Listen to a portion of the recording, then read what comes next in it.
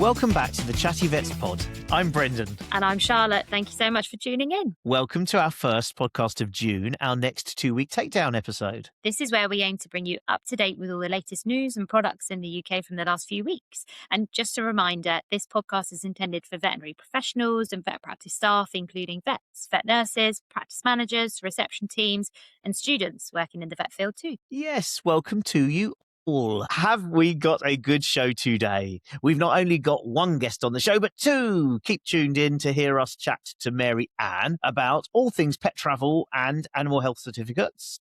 And hear Charlotte interviewing the lovely Allie about BSAVA Pet Savers and how to get involved if you're interested in pursuing any sort of research in clinical practice. We're so lucky, aren't we? We've had so many lovely people to chat to on the podcast. So thank you everyone for wanting to get involved. We really appreciate it. And today we'll also, as well as our lovely guests, we're also going to be covering bradycardias and AV blocks, or trying to do a little bit of cardiology some justice, how to handle complaints and when careers get a bit complicated with them, and all things joint supplements. Yes, you touched on cardiology there. We've got a very big cardiologist coming up in a couple of months too, but I won't reveal who yet.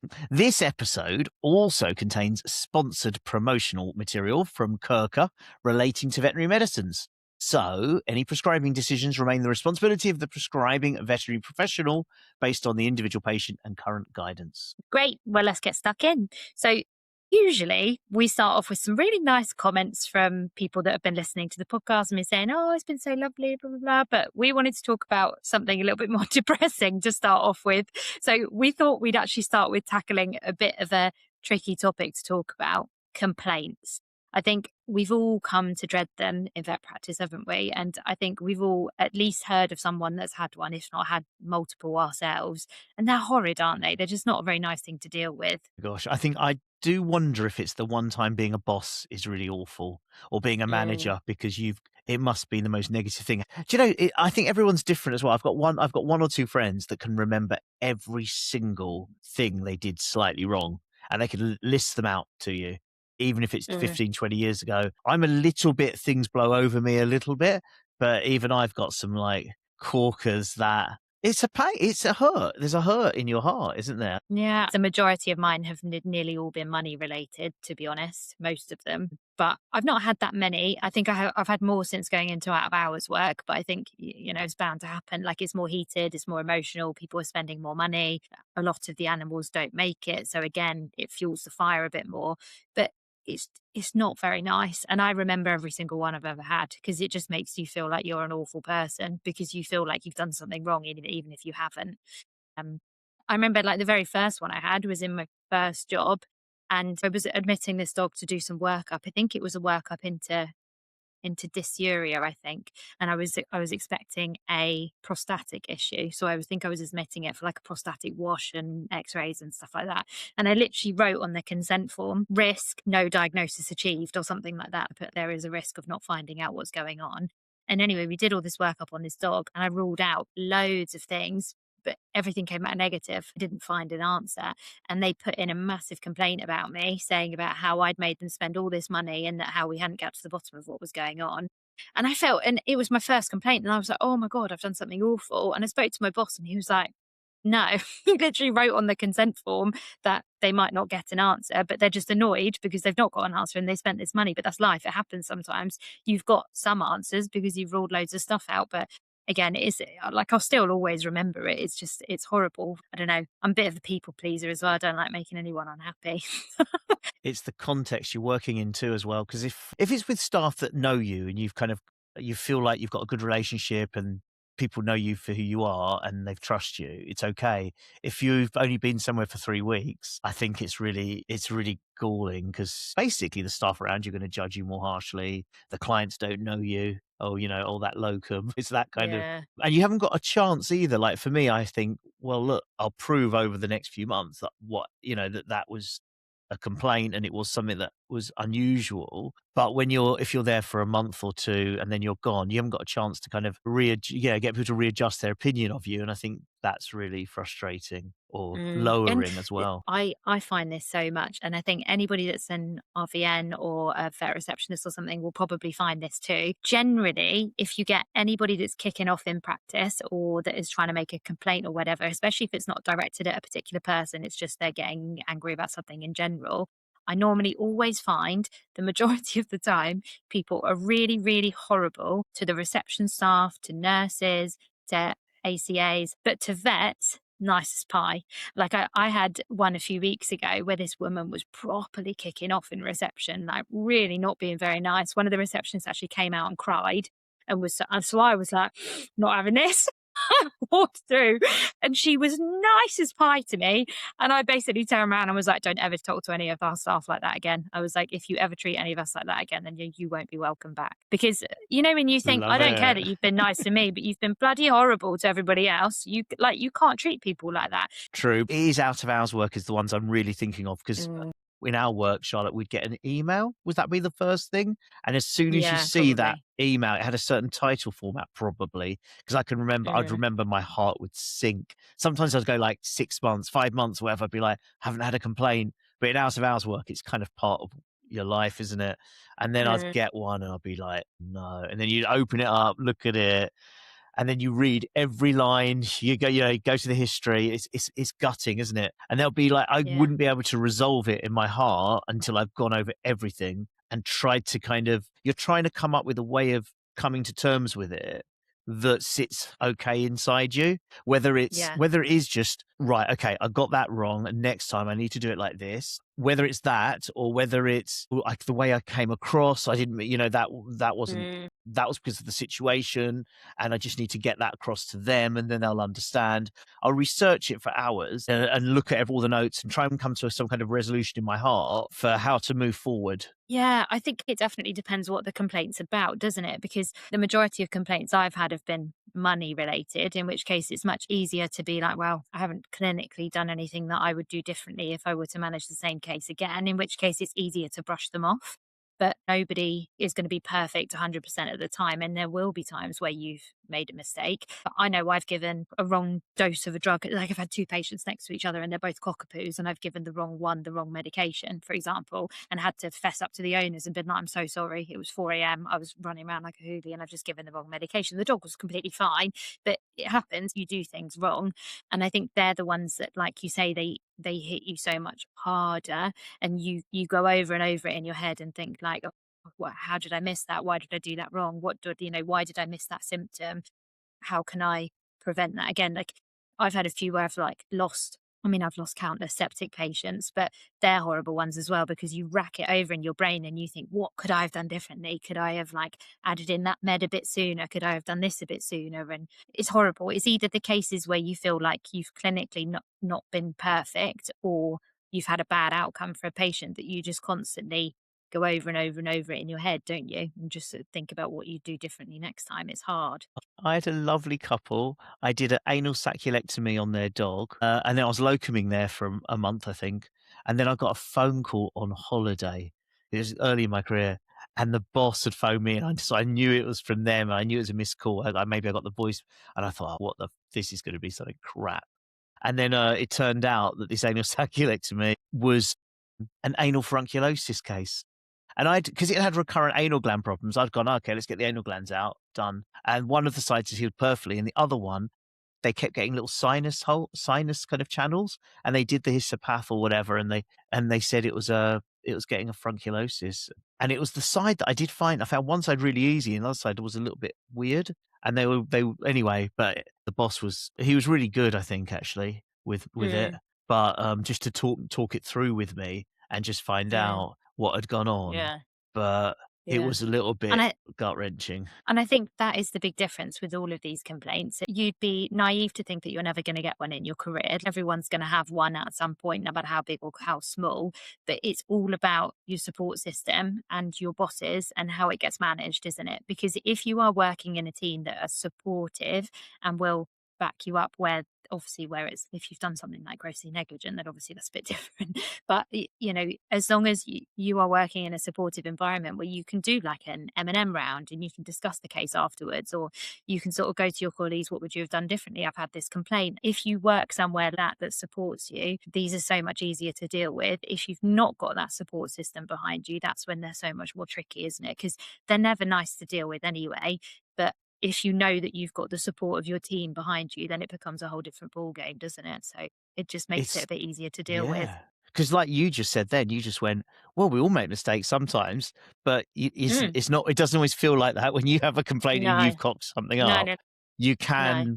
And however much people dress it up as, "Oh, no, we just want to try and make sure that the same mistake doesn't happen," it's very easy to feel very shit, basically. Yeah, yeah. Talking about how staff deal with things, I might have brought this up before, but I was so blown away.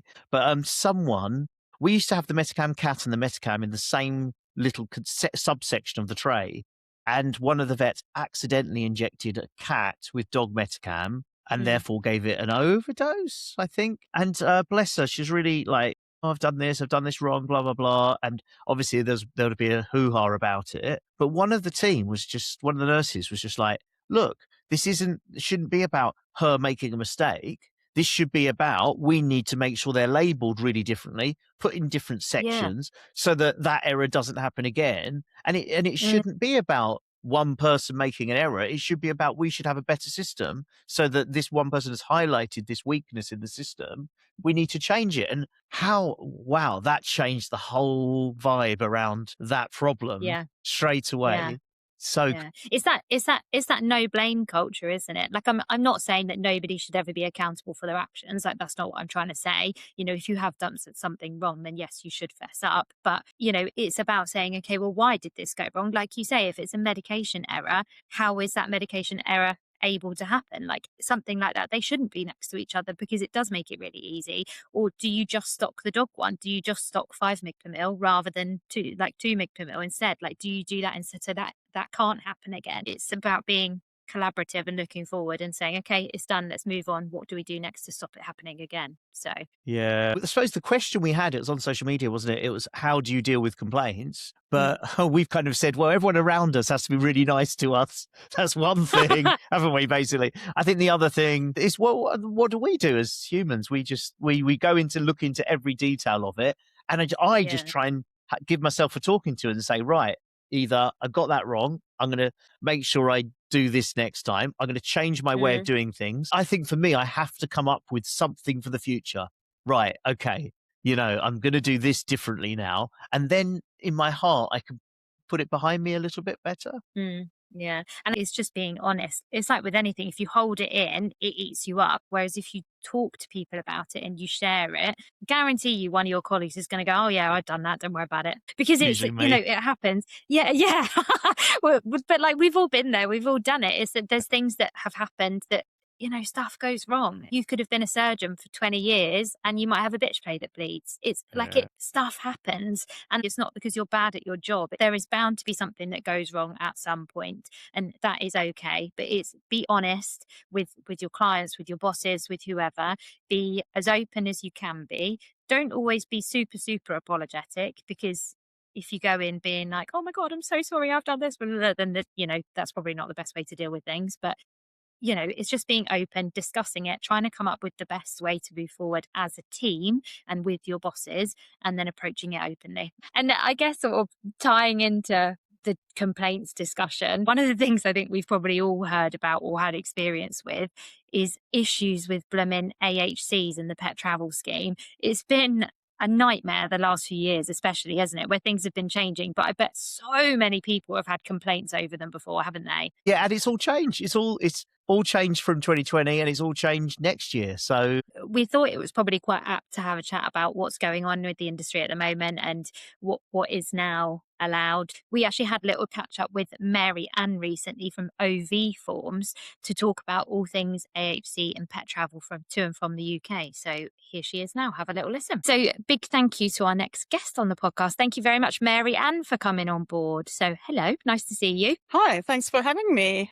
Oh, you're welcome. So, for anybody who might not know who you are, do you want to give us a little bit of background about who you are, what you do, your career up to this point? Sure. So I'm a small animal vet. I qualified a long time ago in South Africa. I came over to the UK, and interestingly, I worked with Brendan briefly. No way. He was the night vet when I started at Goddard's in Wanstead. It was about 2010 we're talking about here. And I was about 6 years qualified, being dropped in this really busy hospital. I mean, it turns out I'm actually quite neurodiverse, but I had no idea at the time. I just thought I was a bit crap at everything and everyone knew what was going on and I didn't. And I was extremely worried about all my cases. So I'd be on the phone at 2 a.m, like, Brendan, did I do something? And checking on my patients because, I was so worried about everything. And he was just always the nicest person to speak to, so reassuring. So thank you, Brendan. Do you know, just so Goddard's don't go, what the heck? I think I was there for like a month or 2 or 3. I don't know. I was actually one of the branches, and then I did do nights there now and then as well. But yeah, tough hospital to work in, I remember. Yeah, I think at the time I thought if I just worked harder, I'd become a better vet.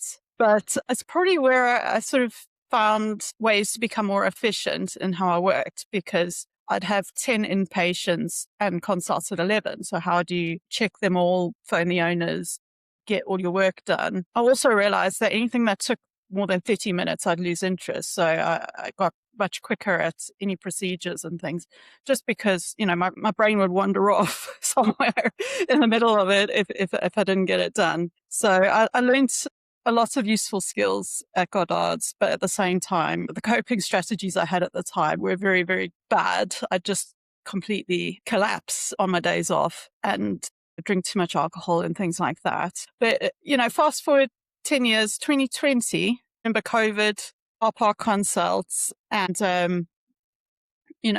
how many people were getting puppies. And then in 2021, my health certificates came out.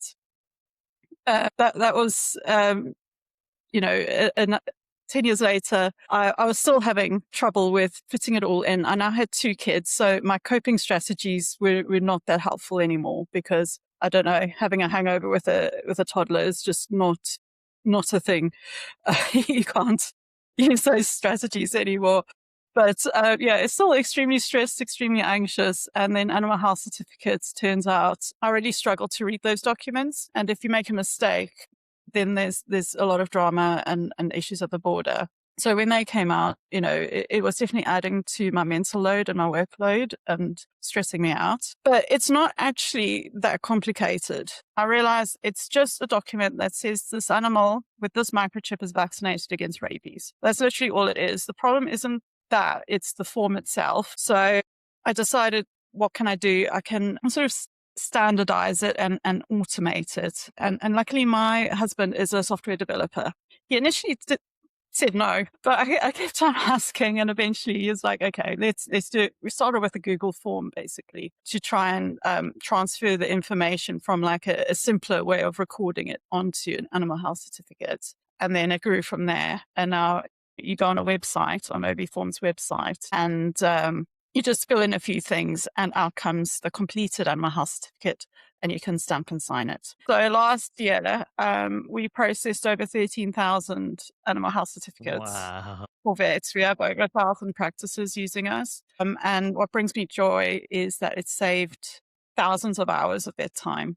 So in my own way, I'm trying to help vets save a bit of time, feel a little bit less stressed, and they can get on with their day and do the things they actually want to be doing, not paperwork. It's good because you think most vets in practice that do animal health certificates will take like 40, 45 minutes out of their block of consults to complete one. And they're all like, oh, such a pain in the arse. It means that you can't have however many more consults and be treating sick animals that come in because you have to sit in a room and do paperwork. So yeah, it also makes it very easy to delegate to your non-vet staff to prepare things for you. And you can send the clients a link so they can fill in their own parts of the form. So all that's really left to do is the rabies vaccine inputs. And, you could easily do it in about 5 minutes and be ready for a consult. And the consult shouldn't take long because you're just scanning the microchip, confirming everything's correct on the form, and making a copy, basically, to give to the owner. There's things on the form that stop you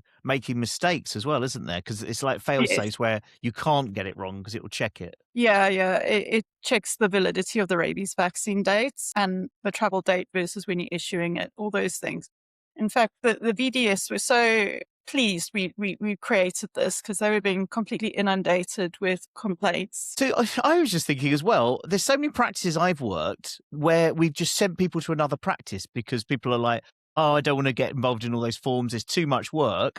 And I bet you the other practice we've been sending like literally 50, 100 clients probably uses OV forms and just gets it all done in a few minutes. And they're just laughing like, what's the big deal? I wonder. I don't know.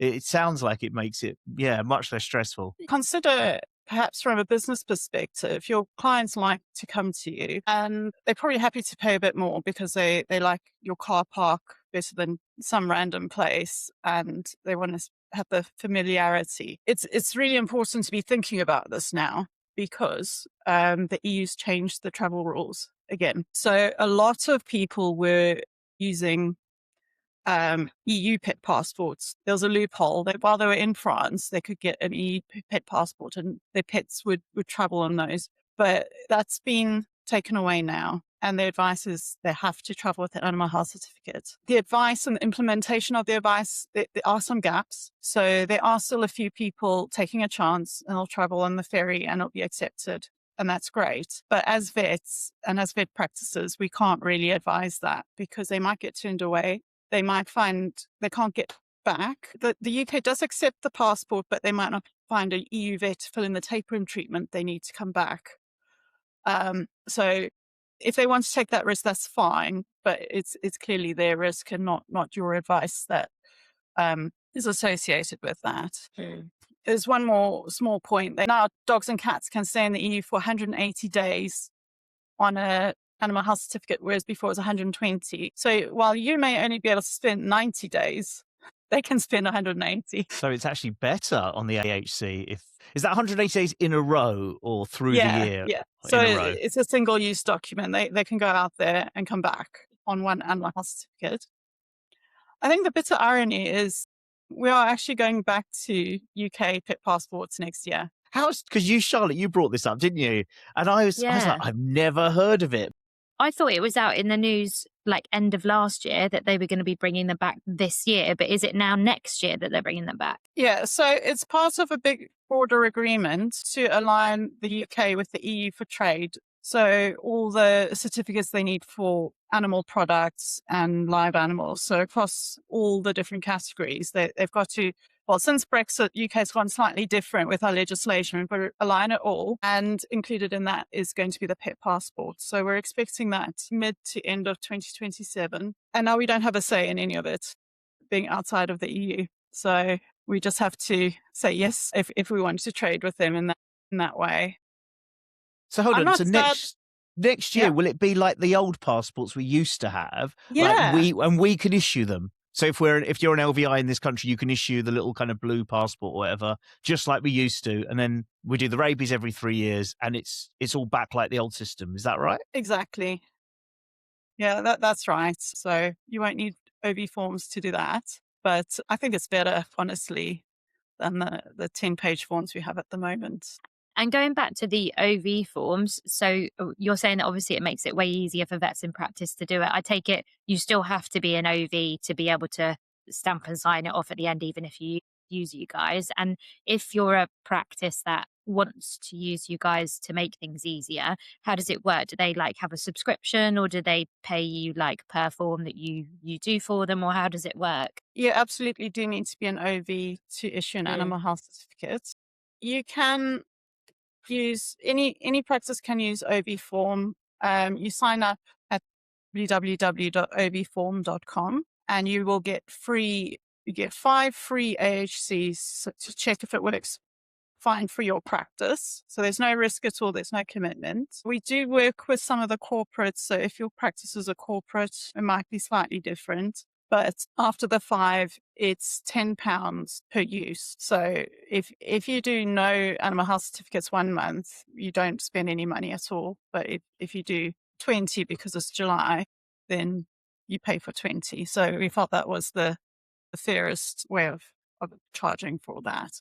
This is really big because the last 2 months I'm having all my I would say maybe 4/5 of the people we have going to France, typically, sometimes Switzerland, if they've done the thing that you're talking about, Marianne, where they've got a passport from abroad and they're using that, and they're all coming in and basically they seem aware of the fact they need an AHC this year. So yeah, I'm noticing a massive influx. So I'm guessing there's going to be other practices where they're going to be doing a lot more of these AHCs this summer. Is that's what you're seeing, is it? Yeah, I'm definitely hearing from practices that the demand is up this year. And I think we all need to think about how our practices are going to manage that demand. We've really spoken about outsourcing. We've spoken about OVForm, but things like we see a lot of processes fall over because of information's been incorrect to the clients, and then that's caused a problem. And the other major issue we have is the rabies vaccinations. Because not everyone who administers a rabies vaccination is an OB. They may not be aware that you can't give it with the other vaccines on the shelf. So if you put a sign inside the fridge by the rabies, so just reminding people, like, please record the microchip number was scanned at this appointment, and also don't give it with FELV or kennel cough. Or there's some brands you can give together and some you can't. Is it 2 weeks apart or 3 weeks apart, or what is it? There is no set time period, just not on the same day, basically.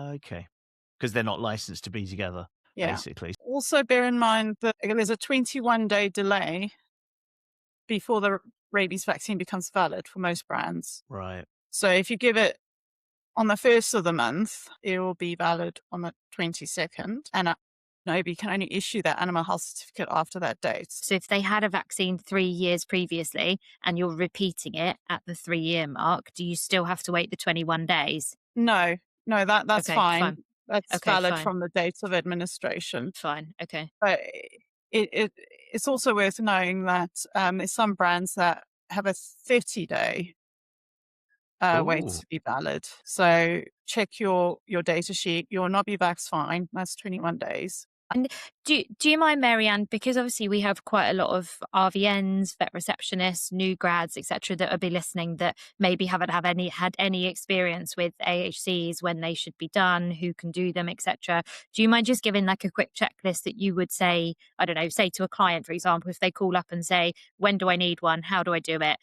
You know, what do I need? What do I get when I come back into the UK? Like, what would you say to people that don't know anything about them? So an animal health certificate requires a microchip and a valid rabies vaccination. So always encourage people to come for their rabies vaccination at least a month before they intend to travel, because it gives you 10 whole days in which you can issue that animal health certificate once the vaccine's valid before they travel. You really need that flexibility, because you might not be able to fit it in. Your OB might be off that day. You don't want to be trying to squeeze it in a day or two before travel and then having a problem. Most animals are microchipped now, so that's fine. They will need a tapeworm treatment before they go abroad if they're going to Ireland. There's a couple of others, as Malta, Finland, Norway. Those are tapeworm-free countries, so they actually need to be treated before they go, but they don't need to be treated on the way back. But everywhere else, they don't need a treatment, but they have to have one to come back to the UK. And I think it's unrealistic to expect people to remember that. If you go on OVForm's website, I have a tool. It's an assessment. This just helps me keep track of what practices are doing, what issues they're having, but it gives you free resources. So it will give you a sheet to put on the front desk with all these details on, frequently asked questions sheet. And we worked with a company that does SOPs called Training Progress. They help a lot of veterinary practices.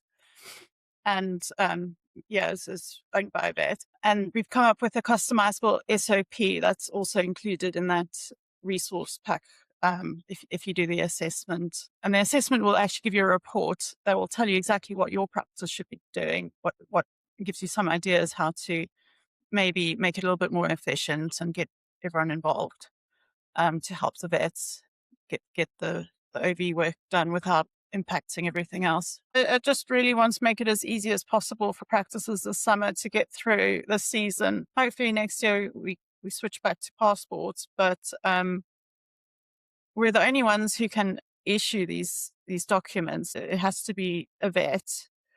And it has to be within 10 days. So let's plan ahead. I've got the assessment tool on our website. So if you go on OVForm.com, there's a banner and you can click on there. It says rate your practice process. And you can get all the resources I've spoken about. Make sure that you've got a checklist so that if somebody phones for an appointment, books one, that you've got all their information back in good time. So they may need to have a phone call to say, hey, we need this information for your travels. Because if there's a problem, it's much better to deal with it a couple of weeks before and not on the day at the appointment. That should just be a formality. Everything should be done prior. And it's okay if you need to take a deposit, take half the fees in advance, because all your work is in advance. And if their travel plans change, then you're not losing out. All right. Right. I think we've done that's some Great. good stuff there. Thank you very much, Mary-Ann. We really appreciate you coming on board. Yeah, thank you. I love your podcast and what you're doing. You know, I'm happy to support you guys. And Oh, thank you. yeah, thanks for having me on. No, you're We'll have welcome. you I on hope this is again. helpful. Yeah, that interview was great. Hopefully, our little chat with Mary-Ann has helped clear things up for you a little bit. And if you are interested in either using OVForms or chatting to Mary-Ann, we've put some links and some information in the show notes for you, so have a little look. Talking about wormers and parasite treatment, there's something we actually wanted to mention here, Brendan, isn't there? Yes, quick pause. Because this section is sponsored by KRKA, and actually this is something quite relevant to what we see in everyday practice. Yeah, so there's a new cat wormer option from KRKA that's come onto the market recently called Prazemo. And it's one of those where when you look at it, you can kind of see what they're trying to solve.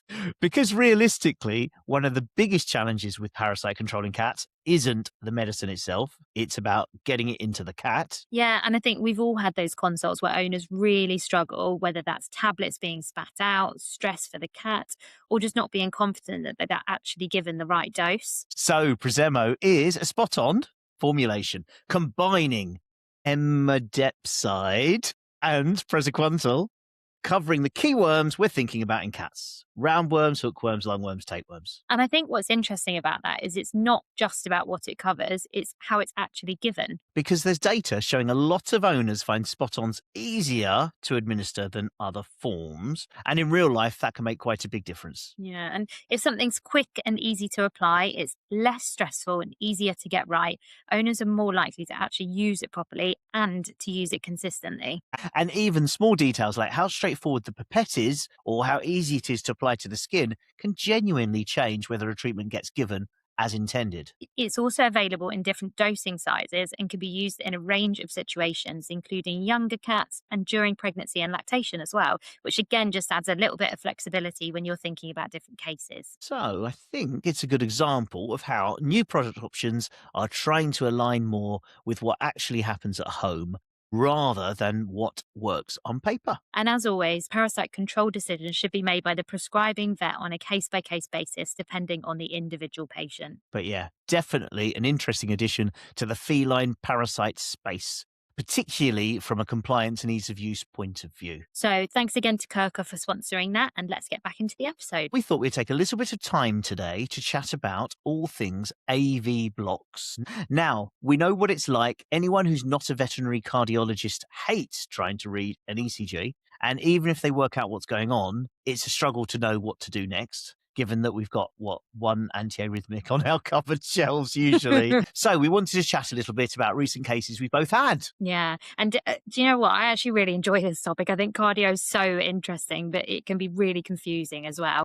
But hopefully we'll try and break things down a little bit for you and make it a bit more understandable. So we will be, as Brendan mentioned earlier, we will be doing a clinical deep dive into something cardio related a bit later in the year with someone very exciting. So we will release more information about that nearest the time. Otherwise, we're going to keep it as a bit of a surprise for now. But that will be really interesting to keep an eye on our socials where we reveal it. But yes, very exciting. But anyway, now we wanted to just do a little snippet, as we've both seen cases recently that have brought this to sort of the forefront of our minds. Brendan, you had a poodle recently that you had a case with an AV block, didn't you? Yeah.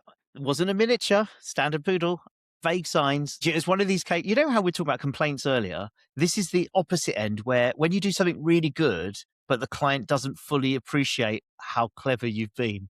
And I had to keep telling the client how clever I'd been about this one because I was like, wow, I've done bloody well. So, yeah, talking about that on the podcast, this is a great one for me. The clients came to me like next to nothing. They're like, oh, a bit lethargic, not quite himself. He has a 1-year-old standard poodle. So there's not much. And I did the exam and it was other than a fast heart rate. And, within 2 or 3 seconds, it's like, oh no, this is fast. I might actually genuinely time this now. So then I got my thingy bob out and it was like 190 or something like that. And I thought, okay, there's something. And the other tiny thing, which I think as an ECC out of hours kind of emergency type person, it literally started in the consult room. It hadn't been happening the last 2 or 3 days. The dog just did a little bit of a squeak, a vocalization squeak in pain, just subtly, not like tremendous, not during the exam, just while we were chatting. And the lady was like, he's not done that before. And for me, anyone who knows me or the way I practice, anything with vocalizing pain, which randomly is going to be neck pain until proven otherwise. So that was like, bam. So I've got neck pain and high heart rate in my head. I did an ECG, not really kind of thinking much of it, but I just thought it's an easy thing just to get started on. And I was just like, wow, AV block. And then every now and then I'd get runs of tachycardia. So the AV block, you were getting yeah. really low heart rate and then a really high heart rate. God, this is about 6-8 weeks ago now. I'm trying to think. Yes, it was. It wasn't really low. It would have been about 60, 70, something like that. Yeah. And not complete third degree. It wasn't like completely off, but there was plenty of examples of P waves without any QRS.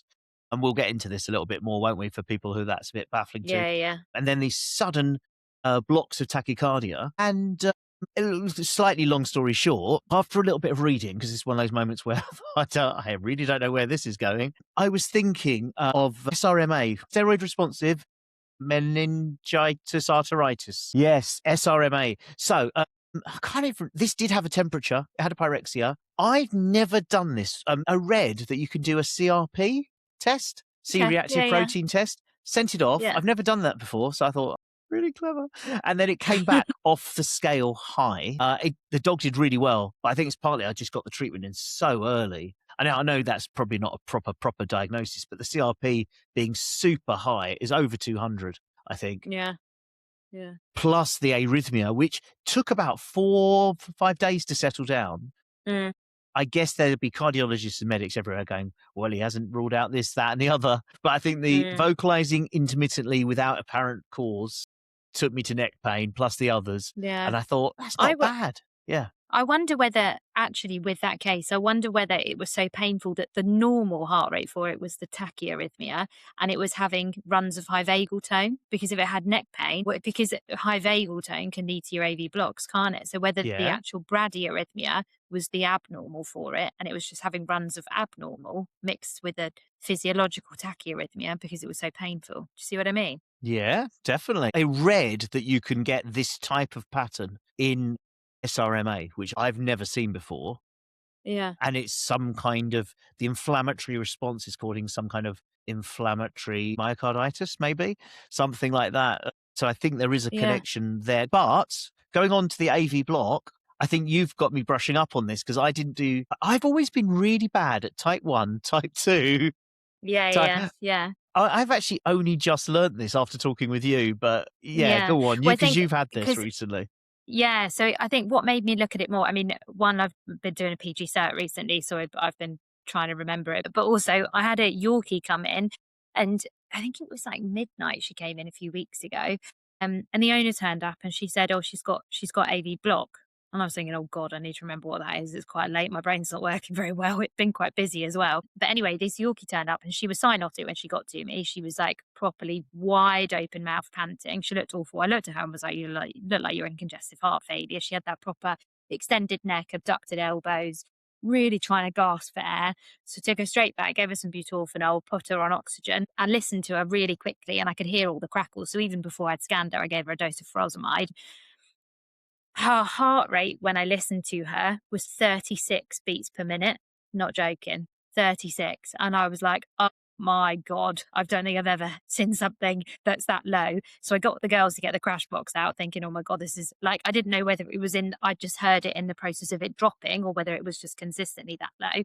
Anyway, consistently 36 to 40 beats per minute. So as soon as I heard it was that low, I got the ECG on her and was having a look. But in the meantime, I focused her. She had an absolute gigantic left atrium aortic ratio, loads of B lines all over her chest. So she was in congestive heart failure. But on her ECG, From presumed mitral valve disease? so Yeah? I think, Go on. I don't know whether it had all come secondary to mitral valve. I'm not good enough at scanning to be able to say whether it's a valvular defect or whatever, but she had complete AV block. We'll talk about what this all means in a minute, but an AV block is generally a type of bradyarrhythmia. So it's an arrhythmia where they have an abnormally slow heartbeat, and depending on what type of degree it is, depends on what you see on the ECG.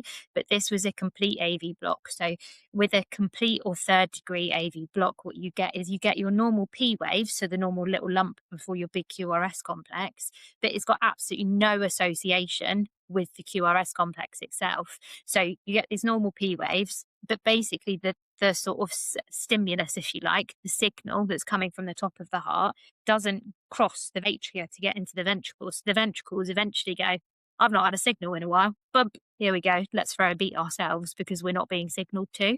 So basically, you have no association between the P wave and the QRS. And the QRS complexes, when you see them, are really wide and bizarre because they're being made by the ventricle rather than from a signal up higher. So that's how you know it's a complete AV block. So I looked at this dog and I thought, basically, when you get to that point, you can either do an atropine response test, which is basically where if for whatever reason you think maybe this dog has got really high vagal tone and that's why it's got an AV block, it's got a bradyarrhythmia. Like for if you had a bradyarrhythmia in surgery, you might give atropine. You do an atropine response test in these guys and you give 0.04 mgs per kg of atropine subcut, and you basically give it 30 minutes and see whether it makes any difference. The majority of these aren't vagally mediated, so it doesn't actually make that much difference.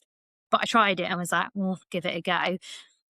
But the really annoying thing is that when you get to this point, they need pacemakers, really. That's the point where they need sort of permanent pacing. And the owner didn't want to do it. And I think, to be honest, the dog looked so bad that I was like, even if I can get on top of the congestive heart failure to get to the point where we can stabilize to fix the underlying issue, she didn't want to go ahead with surgery and placement. But they're really horrible cases and they're a bit unrewarding recently, to be honest. But 3 months ago, I had, it wasn't me, it was Dr. Dan who I worked with at Olinflori. He referred this greyhound. They went for the pacemaker and the dog came in like 5 years younger, bouncing around a week later. And it was such an awesome diagnosis. Yeah, I think permanent pacing can work really, really well. The other thing to bear in mind is that obviously you do have first degree and second degree AV block as well, and they're both slightly different. All of them are all bradyarrhythmias, but your first degree AV block is usually one that has no clinical signs. So you get just a prolongation. So it basically becomes a bit longer between your P wave when the atria contracts and the start of your QRS complex. So that just becomes a bit longer. They look more separated than normal. And usually it's caused by high vagal tone. So it might be in like your brachys, you might see it more commonly, for instance. Or it can be degenerative change as the dogs get a little bit older, so in like cockers or dachshunds. But usually it doesn't really require treatment, so you just sort of monitor it and see how they go. But second degree AV block is one of the ones that you would want to try and treat as well. So instead of your complete block, where you've got no association between your P waves and your QRS complexes, they are associated, but you don't always have a QRS for every P wave. So sometimes you have a P wave and then no complex after it, and then it just moves on to the next PQRST. You can get sort of different levels of second degree AV blocks. You can get low grade, where you might only have one random little P on its own every now and again that doesn't have a complex next to it. Or you can get high grade, which is where you have more than two or more than two P waves in a row with no QRS next to them. And basically, if you get quite a lot of them, and if it becomes high grade, then obviously that will give you your bradyarrhythmia and affect your cardiac output, which is then when you'll start to see clinical signs. And again, those are the ones that you want to try that atropine response test and see whether you do get any response or not. If you do get a positive response to atropine, so normally your heart rate will increase, it just won't increase to a ridiculously high level, you can attempt medical treatment with things like propantholine. or you can use theophylline, or terbutaline is actually quite a good one to use as well, sort of longer term medical management. But the ones that don't respond to atropine, annoyingly, probably aren't going to respond to medical management. And again, you're back to like your permanent paces is your type of option, which is frustrating. But they are really cool cases, and they're quite fun to try and work out what's going on. Or I think it's fun, but maybe not fun to look on the ECG and be like, what's going on? But it's quite cool. Because AV block's quite common, isn't it? I think. And I think the vast majority of them, they're just clocking along fine, aren't they? Or they've had medetomidine. They're functionally normal. So if their blood pressure's good, they're not got collapsed during exercise or randomly, and they're going along fine. It's not like, oh my God, we've got AV block, panic stations, DEFCON 3, Yeah. you know. And I think if it's drug related, it's different, isn't it? If it's drug related. And like you say, you can have like a first degree or a really low grade second degree AV block and potentially not have any clinical signs or anything to worry about. So it is all definitely clinical context related. Like if you've got something that's collapsing and having syncopal episodes, then obviously it becomes much more relevant. One last thing on you touched on it, escape rhythm you mentioned. Should we just quickly say, because I think it's really cool. It's like the heart has a backup setting, doesn't it? So if it doesn't get a signal, every bit of the heart will start a contraction. But you get a clue where the contraction's starting from how fast it is. So your Yorkie was, did you say 36 beats a minute? Yeah. Yeah, because I find ventricular escape rhythm in dogs is nearly always about 40 beats a minute. And as soon as you hear that rate, you can kind of go, that's an escape rhythm, because so you basically know that there's no signal coming to tell the ventricles when to contract. So they're going to fall back on their fallback setting, which is 40 beats a minute. We're just going to beat at that. So something's going on, so we're not going to die. And cats, I think it'll be. I find cats are about double that, like 80 beats a minute. It's higher, yeah. I think their baseline is much, much higher. So their emergency get out of jail free if nothing's coming to them is much higher than in dogs. And I think there's a difference. I can't remember which way around it is, but whether you have junctional escape rhythms versus ventricular escape rhythms, I think one of them is like 20 to 40 and one's 40 to 60 beats per minute. I never remember which way around it is. But yeah, I think the main thing is on an ECG as well is that you can, because I never understood this previously, I just didn't appreciate it, but you can work out whether your QRS complexes are supraventricular versus ventricular as to whether they look normal or not. So if your QRS complex looks as you would expect it to be, then that's not a ventricular rhythm, that is a supraventricular rhythm. That's like the normal conduction pathway. Whereas if it's wide and bizarre, it's a ventricular rhythm, so you're not getting a conduction from above. So like that's why your ventricular tachycardia looks wide and bizarre, not like a normal ECG, whereas your supraventricular tachycardia, you just have runs of your normal QRS complex, you just might not necessarily have your Ps. So that's a good way to differentiate them as well. Does that make sense? We need a whole episode on ECGs, don't we? Because I don't think we did it justice. But, no. Yeah. We'll speak to the people that know loads about cardio. That's true. And see if we can get a few episodes lined up. But yeah, keep your eyes peeled for the end of this year because we've got a good one lined up. So. Well, we hope you found that little bit of cardio useful. Fingers crossed we've done it justice and we won't have the cardiologists after us for getting it all wrong, though. I think we probably did get it all wrong, but go on. Yeah, there we go. Anyway, if we are wrong, then please tell us. But yeah, on to something a little bit lighter now. So after the RVN episode that we did in May, which we loved, by the way, so thank you to the 3 lovely guys that we had on board with us, they were great. We have been having a little bit of a think about how RVNs, vet students and vet professionals in general can perhaps think about maybe broadening their career options and thinking a little bit outside of the box from just normal general practice. Yeah, so we touched a little bit on the BSAVA Pet Savers in that episode and how anyone within the profession can look into getting involved in clinical research or potentially into raising money for a really worthwhile charity. Yeah, so I actually caught up with Allie from BSAVA Pet Savers a couple of weeks ago, and here's what she had to say. So we wanted to say a special welcome to Allie. Thank you very much for joining us. Thank you for having me. You're welcome. So Allie is fundraising manager for BSAVA Pet Savers. So we wanted to get you on board today because I know we chatted a little bit about Pet Savers in our RVN talk that we did a couple of weeks ago. But do you want to tell us a little bit about Pet Savers and what you guys do? Yeah, sure. And thanks for the shout out. Really appreciated that. Well, you're welcome. So I work for BSAVA Pet Savers. Pet Savers is part of the British Small Animal Veterinary Association, which I'm sure a lot of your listeners will have heard of and potentially maybe members of as well. So Pet Savers is the arm of BSAVA that funds clinical research into companion animal health.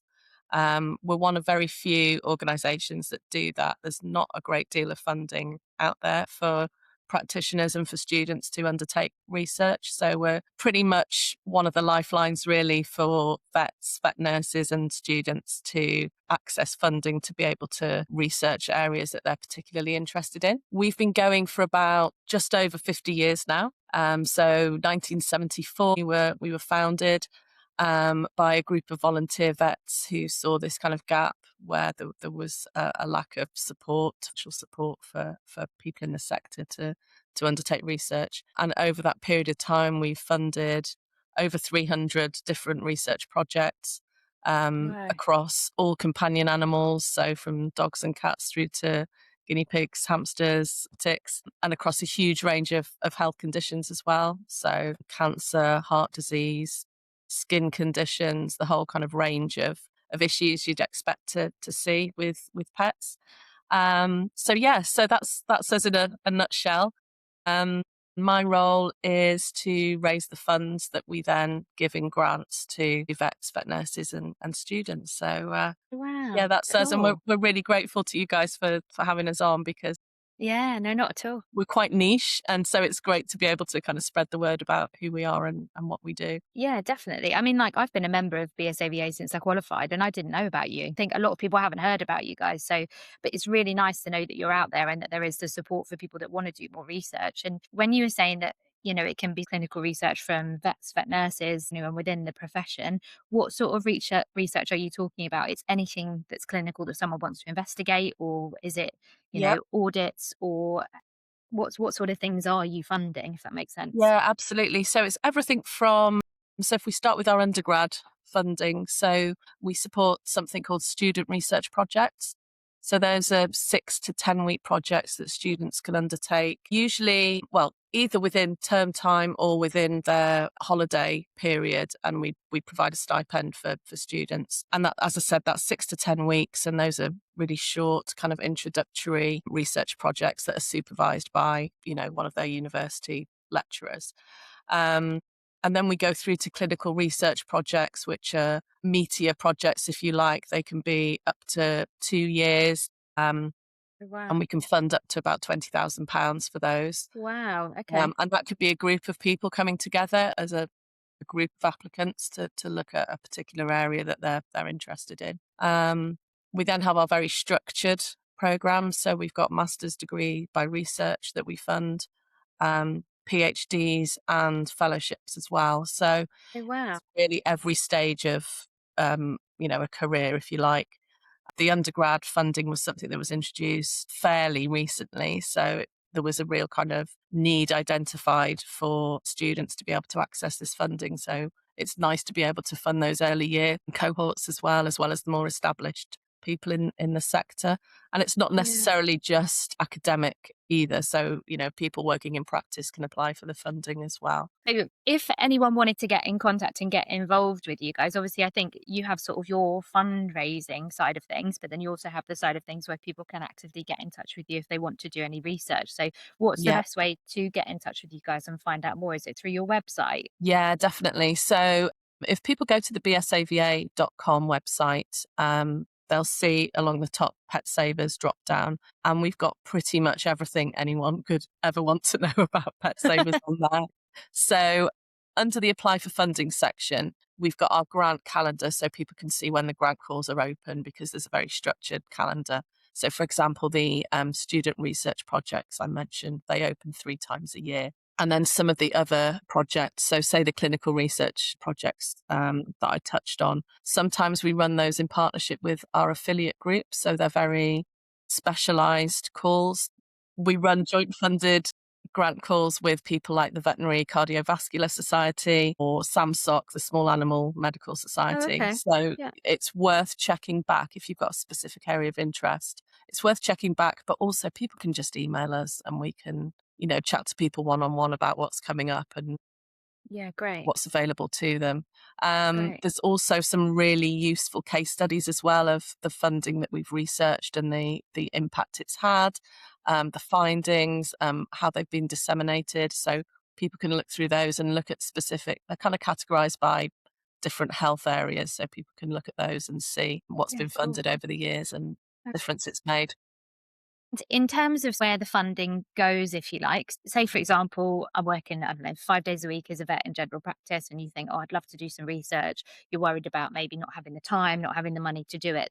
There's funding that you guys give. Does that go towards this labor and the time of doing a project as well? Or is it just the consumables and stuff to be able to actually do the research that you need to do? Or how does it work? Yeah, it can do.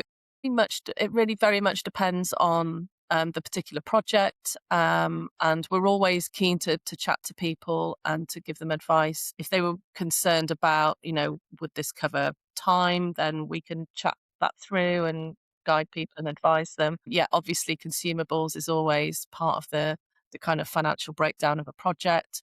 But yes, I mean, what we want to do is to make it as easy as possible for people to undertake research, because we know it's difficult both in terms of time and funding. So we're Yeah. always open to chat to people about how they can manage that through our support. Great. And I think, like we mentioned in the RVN episode as well, it's so nice that there is the opportunity that you guys are giving to everyone within the profession as well, which is so lovely, because you so often hear about research grants for just vets. So it's really Yeah, nice to be able to open that up to anyone clinical. definitely.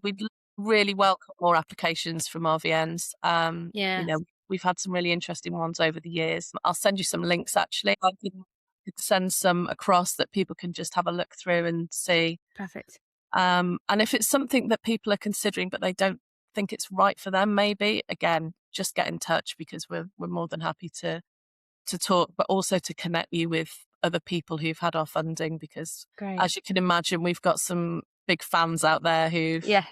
accessed the funds and are really happy to talk about the difference it's made to them. So Yeah. Oh, we've got some good great. champions out there for our work. Yeah, great. Oh, perfect. Well, if anybody has listened to this and thought, oh, that would be really great, would love to get involved either for fundraising or to potentially get involved to do some research, then yeah, I'm going to pop Allie's links in the show notes. So anybody that is interested, then either have a look at our socials or have a look at the show notes, and you'll be able to access the links that way. But thank you very much. We really appreciate you coming on board with us today. So thank you for Oh, you're sharing. welcome.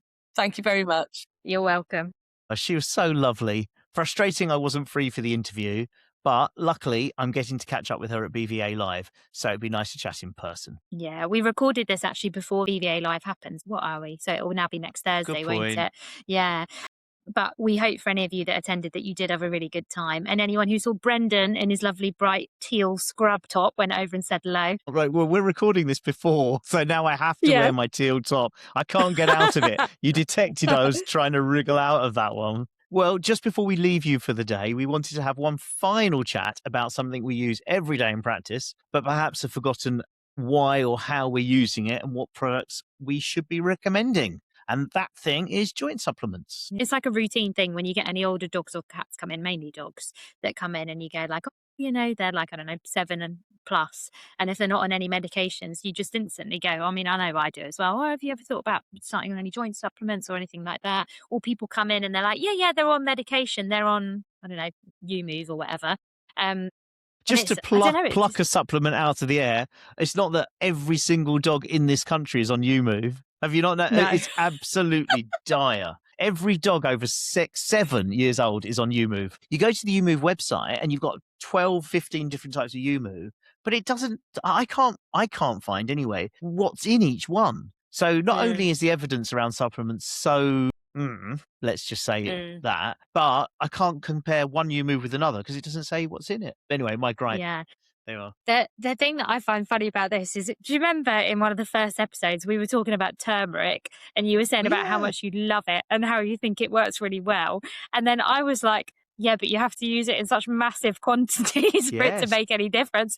And you've literally just come up with this. So I'm literally reading our little prompter now, and it says, Curcumin/turmeric, potential benefits, but concerns about bioavailability and clinical impact. Not great evidence, but some. And you were like, no, it's amazing. It works really well. You are so right. I was reading about this, and because you just seem to pluck that bit of information about needing lots of it, and I thought, Yeah. oh, I should just pluck that out of nowhere. And I read this one, and it said, yeah, that was exactly what it said. I couldn't believe it. Yeah, I gutted. told you.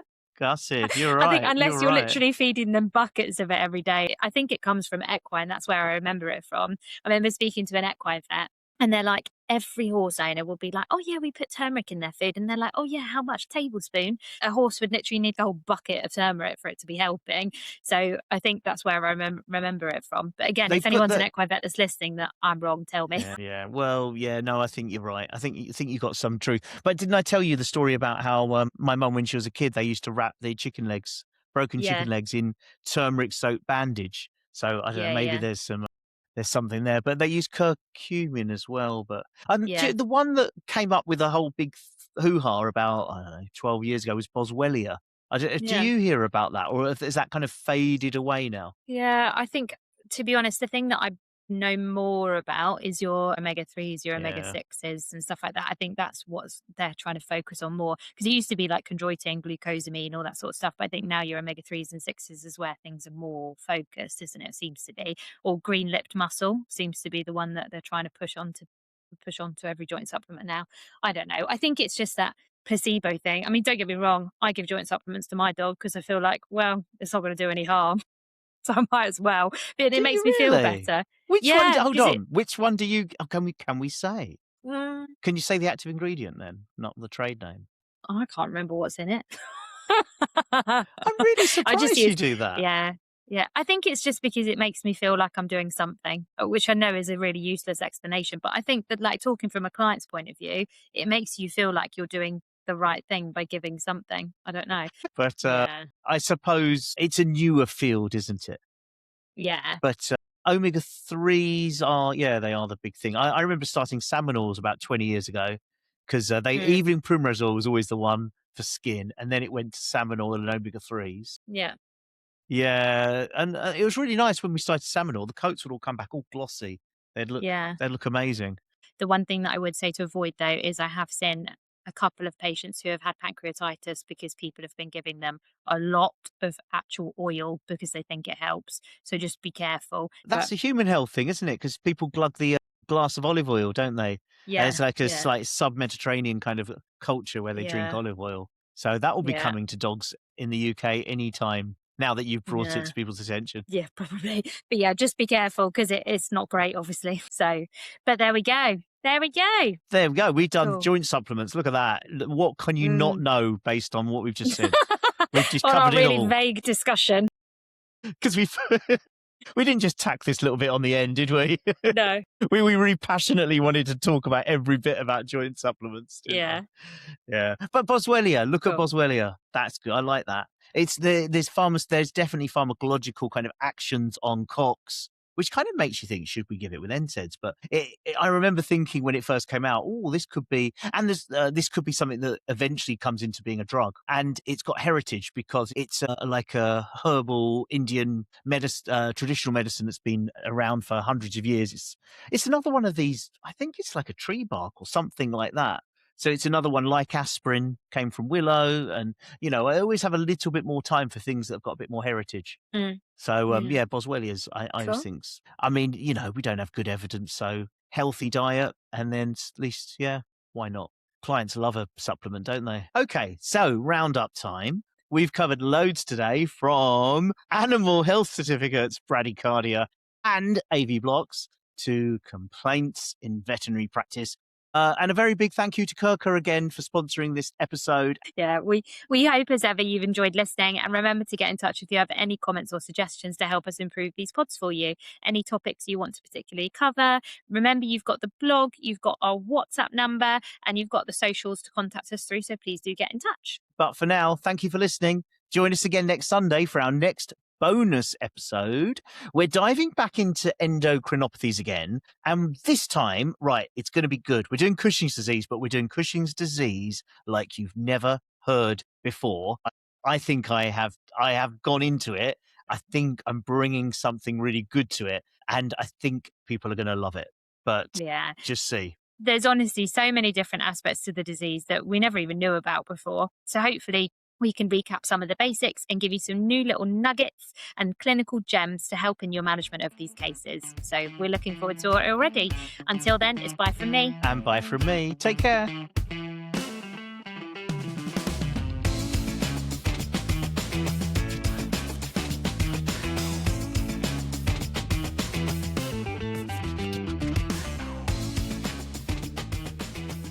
This podcast is intended for licensed veterinary professionals and is provided for educational and discussion purposes only. Whilst it is publicly accessible, it is not intended as advice for pet owners. The views shared are based on our own clinical experience and interpretation and do not replace individual clinical judgment. We accept no responsibility for decisions made based on this content, and all cases should be assessed on an individual basis. Any references to medications, treatments, or products are made for educational discussion only and are not intended to promote or advertise veterinary medicines to the general public.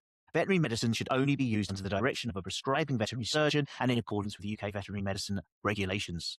This podcast may include paid partnerships or sponsorships. These do not influence our clinical opinions, and any sponsored content will be clearly identified.